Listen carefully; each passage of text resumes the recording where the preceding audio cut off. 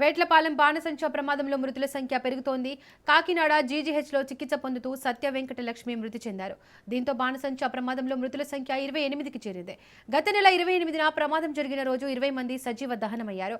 ఈ నెల 1న జీజీహెచ్లో చికిత్స పొందుతూ 2 మృతి చెందారు. ఈ నెల 3న ఒకరు, ఈ నెల 4న నలుగురు మృతి చెందగా ఈ రోజు ఉదయం ఒకరు మృతి చెందారు. మొత్తం మృతుల సంఖ్య 28కి చేరింది.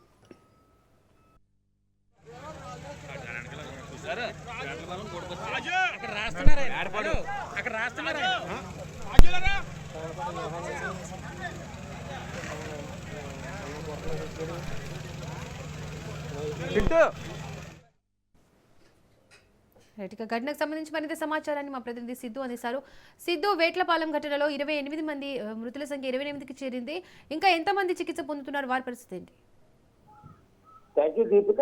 కాకినాడ జిల్లా యాట్లపాలెం గ్రామంలో గత నెల 28 బాణసంచా పీరియడ్ సంభవించింది. అందులో సుమారు 20 మంది చనిపోవడంతో ఒక 10 మందిని ఏదైతే కాకినాడ జీహెచ్ ఉందో జీహెచ్ తరలించే ప్రయత్నం చేశారు. క్షతక్షేత్రంలో చికిత్స పొందుతూ ఈ రోజు నిన్న ఈ 3 రోజుల్లో ఎవరిలో కూడా 7 చనిపోవడం జరిగింది. అయితే ఏదైతే ప్రమాదం జరిగిందో ఆ చోటే ఎవరైతే 35 మంది సుమారు 35 మంది పనిచేస్తారో 35 మందిలో కూడా సుమారు ఇంచుమించు స్పాట్ లోనే సంఘటన స్థలంలోనే 20 మంది అగతిక జీవులుగా కూడా చూసాము. ఇగత జీవులుగా మొత్తం మృతులు 20 మంది కూడా ఒకసారిగా చనిపోవడంతో ఉన్న ఎవరైతే వాళ్ళకి గాయాలు వైద్యులు అందరినీ కూడా కాకినాడ జీహెచ్ తరలించే ప్రయత్నం చేశారు. ప్రయత్నంలో కూడా వీళ్ళు గత 28 నుంచి కూడా సాయంత్రం నుంచి కూడా ఈ రోజు వరకు కూడా చికిత్స పొందుతున్నారు. చికిత్స పొందుతున్న వాళ్ళు కూడా ఒకరు కూడా చనిపోవడం జరిగింది. ఒకే కుటుంబంలో 2-3 కూడా యాట్లపాలెం గ్రామంలో చనిపోవడంతో ఆ యాట్లపాలెం గ్రామంలో విషాదకాయలు అయితే నెలకొన్నాయని చెప్పొచ్చు.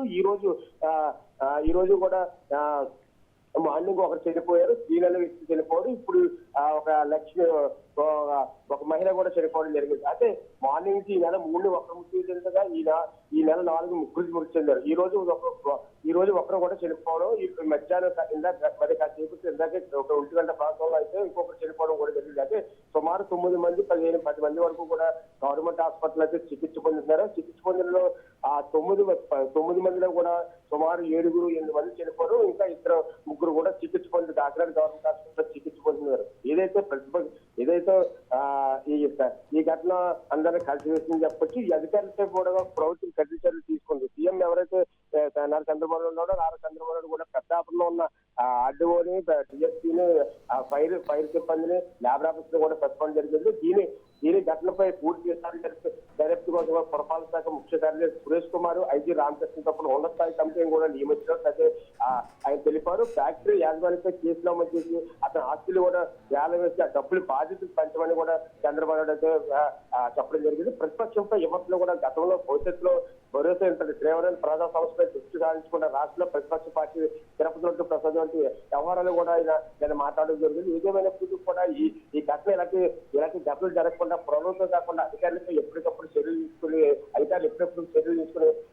ఎవరైతే బాణసంచా క్రాకర్స్ సామగ్రి వ్యవస్థలు నడుపుతారో వాళ్ళందరినీ కూడా